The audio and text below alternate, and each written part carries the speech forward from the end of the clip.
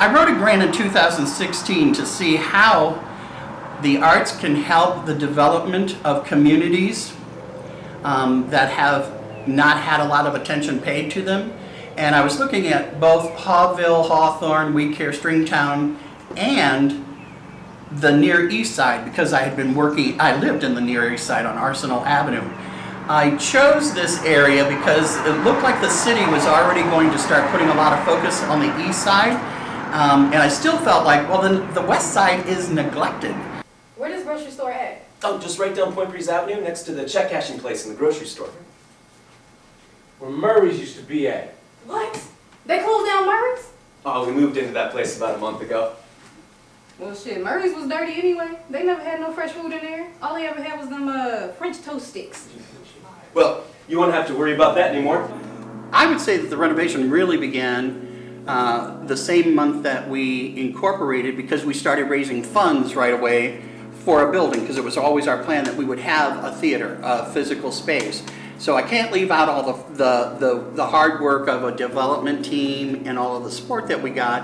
And it started when we purchased these two buildings, 2508 and 2514. So it really started then. But very specifically in January of 2019, we began with volunteers tearing out, knocking plaster off of walls, getting all of the crap that was inside this abandoned building outside.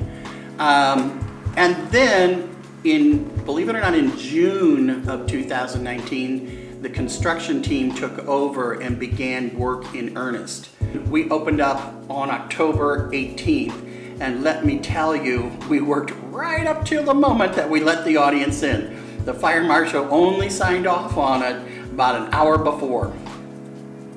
Costs would include all of that pre-work, and then construction costs. All in all told, with the purchase of the one building, we spent $600,000, a little over $600,000. So COVID-19 completely halted all of our productions, and it's devastating us, as well as many arts groups in our community. I have to give a shout out to the Arts Council of Indianapolis, because they are really taking the lead in trying to help all these arts organizations. But in truth, we were so new, plus there is a history of non-support or support that's not on par with other organizations for minority communities or minority organizations in this city. So we were starting with a low line of support. So I can see right now our bank account, and I can project, how far out we go before we run out of money. And if this goes on, there's every bit likelihood that we, like a couple of other arts groups and many arts groups across the country, we could just decide that's it. We have to fold up tent and move on. If we get past this, or when we get past this, not if, I would hope, honestly, to retire in 5 years. My whole point was to develop something and train the next generation of artists to take over.